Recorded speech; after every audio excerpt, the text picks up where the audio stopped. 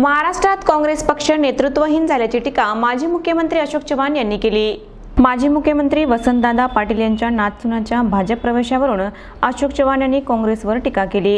काँग्रेस हे विरोधी पक्षात असलं तरी प्रेरणा देणार टीका टिप्पणीवर राज्य चालत नसतं, राज्याच्या प्रगतीसाठी कष्ट करावं लागतं असा टोला चव्हाण यांनी काँग्रेसला लगावला।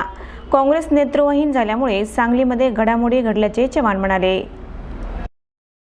वसंतदादांची नातसून जी आहे ती आता भाजपमध्ये त्यांचा अधिकृत प्रवेश ठरलेला आहे, काय सांगत? नाही, असं आहे की आता काँग्रेसची अवस्था अशी आहे की विशेषतः महाराष्ट्रामध्ये नात्यागोत्यांचाच पक्ष राहिलेला आहे आणि प्रेरणा देण्यासारखं कुठलंही काम टीका टिप्पणी जरी विरोधी पक्षाचं काम जरी असलं तर नुसतं टीका टिप्पणीवर राज्य चालत नसतं। त्यासाठी काही कष्टही करावे लागतात, राज्याच्या प्रगतीचाही पुढचा रोडमॅप तयार करावा लागतो, टीम बरोबर ठेवून त्यांना उत्साहाने काम करण्यासंदर्भात काही प्रेरणा द्यावी लागते।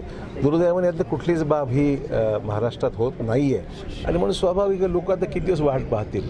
त्यामुळे सांगलीमध्ये जी घडामोडी घडल्या आहेत ते प्रमुख कारण जे आहे काँग्रेस आता नेतृत्वहीन झालेली असल्यामुळे अशा गोष्टी घडणारच। साहेब, राजकोटमध्ये आधी पुतळा पडला, त्यानंतर तिथं बांधण्यात आला, ते आता बेसमेंट खचलेलं आहे। असं तर मला नेमकं सांगता येणार नाही।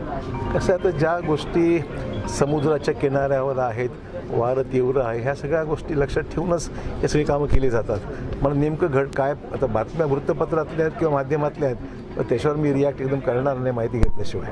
साहेब, ज्या पद्धतीनं पुण्यात पूल कोसळला, असं काही नांदेडमध्ये अडकणार आहे का जुन्या पुलाचं काही? असं घडू नये हीच माझी भूमिका आहे आणि भावना आहे। तुमच्या नजरेस काय असलं मला जरूर सांगा, आपण काळजी घेऊ।